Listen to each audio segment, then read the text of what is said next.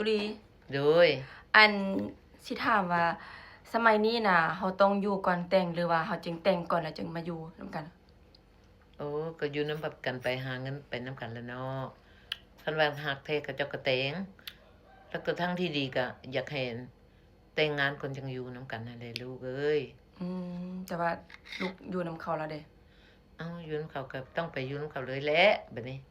มันเขาสิรุดค่าดองนะลูกเขาสิรู้ค่าดองบ่โดยอืเฮ็ดจังได๋ซั่น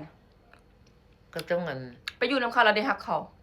โอ้ยนำมันก็บ่คือเลยเนาะอืมฮักเขาก็ลูกก็ฟังเบิ่งแหล้วเนาะเขาสิฮักเฮาบ่จริงจังบ่ลูกผู้ชายสมัยนี้มันหายากคนดีเด้ลูกแม่นบ่คนดีมันมีน้อยคนชั่วมันมีหลายอืมลูกก็ทางดีๆไม่ตู้เฮาย้านบ่ได้ผัวได้เบิ่งค่าคำคืน50โอ้ยล้านลูกบ่งามๆปานนี้สิบ่ได้ผัวบ่อึดดอกผู้แต่งนั่นล่ะอืบ่ต้องไปคิดน้อยใจทายมันคือสลิปนี่คือกันนั่นแหละเฮาก็มีสิทธิ์เลือกเนาะบ่งามปานนี้เนาะเฮาเลือกปันสลิปเลยว่ะเออเลือกปันสลิปแล้วทายปันเสื้อซ้อนกับสลิปแหละอือเฮาสิเฮ็ดสเต็ปตุลีเด้อบัดนี้เด้อโดยเอามีหมู่ตู้ผู้นึงเด้เราว่าสิข้อยสิทายมันคือสลิปนี่มันบ่ดีกับป้ามันบ่ดีกับป้ามันเอามันก็เก่าเฮาตัวแม่นบ่จังได๋สิเก็บหมดลูกหมดเต้าได้หั่นหลายแนวได้แล้วเดี๋ยวนี้ก็แม่นความจริงแล้วบ่ได้บ่มีผู้เอาซ้ำเราไปอยู่คอนโดเองเลยเดี๋ยวนี้แต่ว่าส่วนหลายอันเดี๋ยวนี้น่ะเขาจะอยู่นำกันก่อนจึงแต่งได้ว่ามันบ่มีดอกแบบอันอีหยังก็แต่งก่อนจึงแม่นลางคนออกลูกจังแต่ง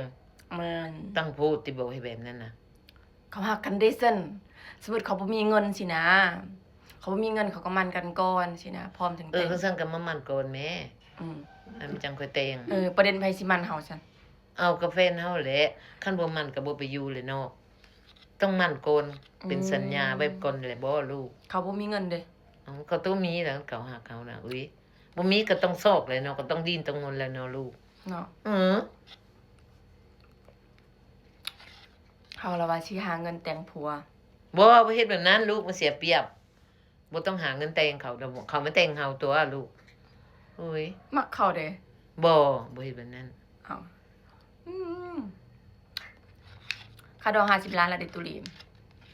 ก็บอกว่าพุ่นแหละกันมักฮักกันก็20ล้าน30ล้านก็พอแล้วลูกเอ้ยค่ากับปุ้นก็บ่พอ20ล้านเอาจักเอาสุคนสุฮักกันกะผัวเดเมียเดตัวคนฮักเดเฮาเดเข้ากันซั่นตัวบอก